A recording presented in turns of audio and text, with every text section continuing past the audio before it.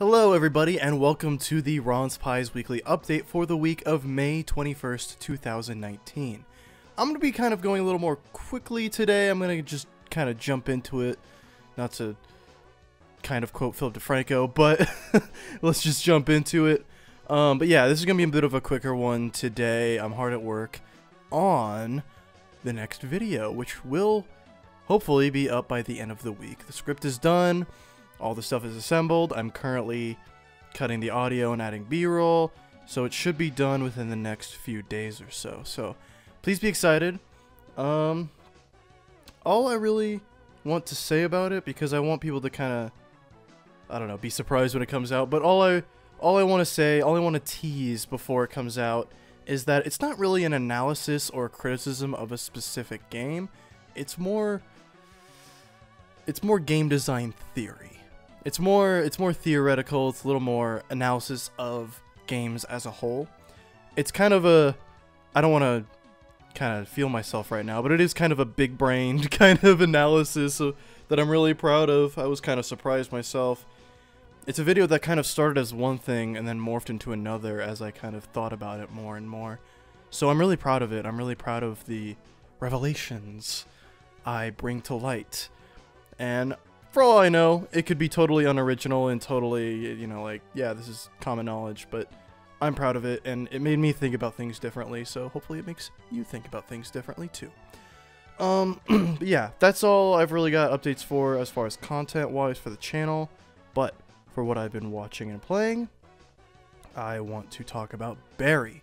Now, Barry's a show that I've been kind of watching on and off again now and then, but with the season finale happening the same night as the Game of Thrones finale, I caught all the way up, watched the finale when it happened, and oh my god, Barry is very good. I don't want to spoil too much because I think it really benefits from going in blind, but I just want to say that it's a show that really inspires me. The writing, I think, is the strongest part of that show.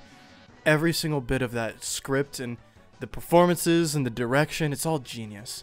So, if you're disappointed with Game of Thrones, then I'd recommend, or you just want good TV, then I'd recommend watching Barry, because it's something that's really, really blown me away. I think the second season is honestly even better than the first, and the first one's incredible.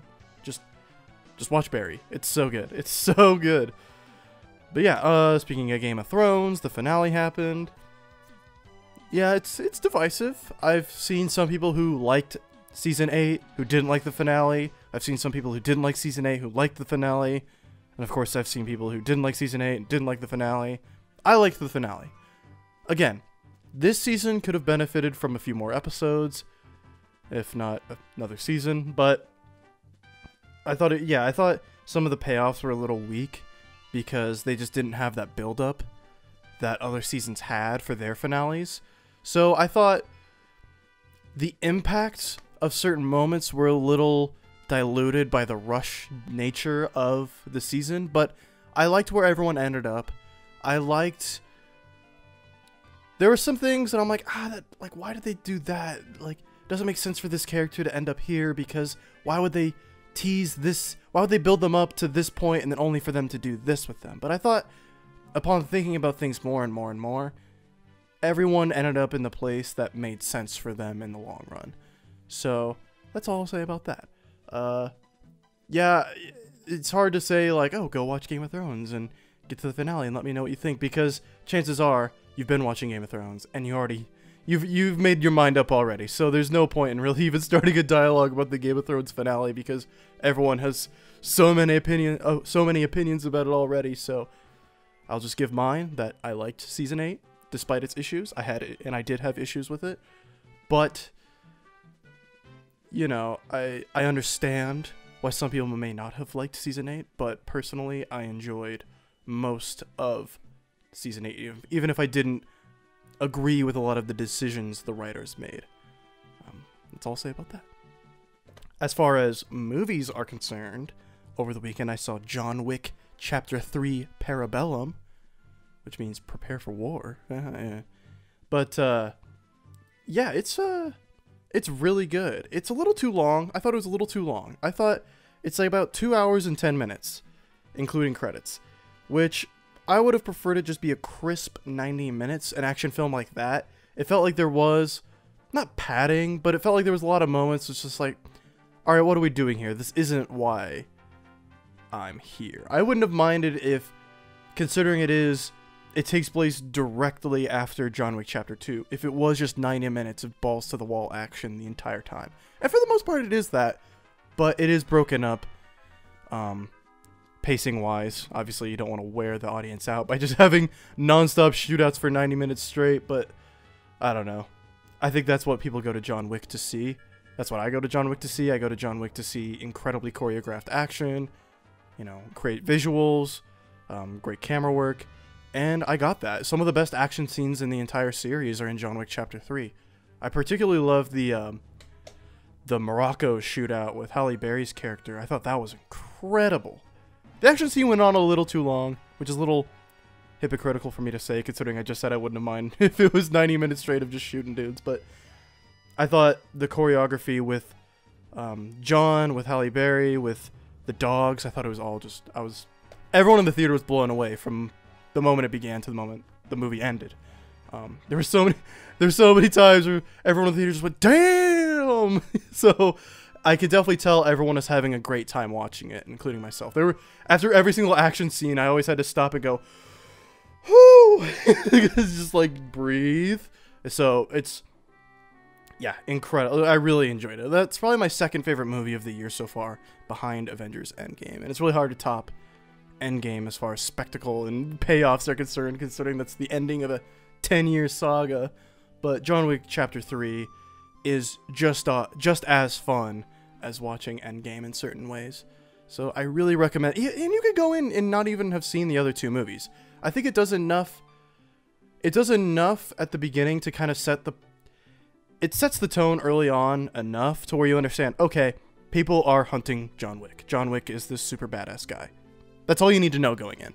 So, yeah, just go in, expected cool shit. That's all I'll really say. But yeah, from there, I finally got the Platinum Trophy in Yakuza Kiwami 2, which I'm very proud of, and it sucked playing Mahjong and Shogi until I realized that, hot tip, if you're going for the Platinum in Yakuza Kiwami 2, and you want to win a Shogi game without any takebacks, go to the underground gambling part, not in Kamurocho, but in Sotenbori. Go to the one with that big cutscene with the knife fight or whatever, with the Jingwan Mafia, and there's like there's Shogi challenges. You can just beat one of those, and you get the completion list entry for that.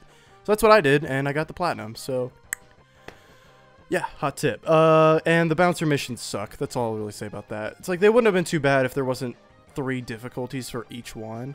So it's like, it's already bad enough going through the entire list, just like, oh my god, it never ends, there's so many, and then you have to go through each one 3 times. It's like, god, I don't know what they were thinking there. But other than that, I really enjoyed Yakuza Kiwami 2, and I'm really happy I can just say goodbye to it for now, because that was really holding me back from working on really important stuff, because I was just so addicted to Yakuza Kiwami 2.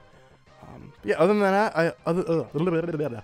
that, I've been playing Battlefield 5. I've been jumping back into that because they just temporarily added, which is a whole thing, the Fortress mode, which takes existing maps and basically turns them into this super one-sided offense versus defense. Defense is in this extremely fortified base, and the attackers have to somehow penetrate those defenses, break through, and capture certain objectives, and it's a ton of fun.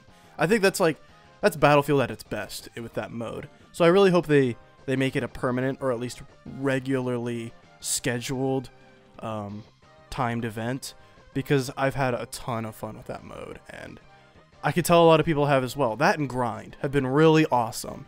So I really hope they bring those 2 modes back in a more permanent or more frequent sense, because yeah, I've been having a ton of fun.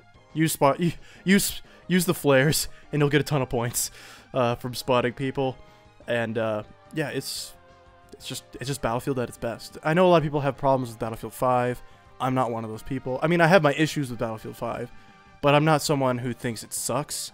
So yeah, I've been really enjoying the Tides of War challenges and getting all the timed exclusive guns that you can still buy with in-game currency. And yeah, Battlefield 5 is fun.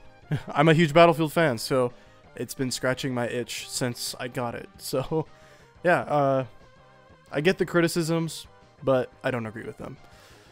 Actually, I should say that. I agree with most of the criticisms, but they don't bother me. The criticisms don't bother. The issues I have don't bother me enough to say this game sucks, because I legitimately really enjoy Battlefield 5. Alright, that's all I really had planned to talk about. But this morning I was shocked by some pretty sad news that Niki Lauda of Formula 1 fame has passed away today.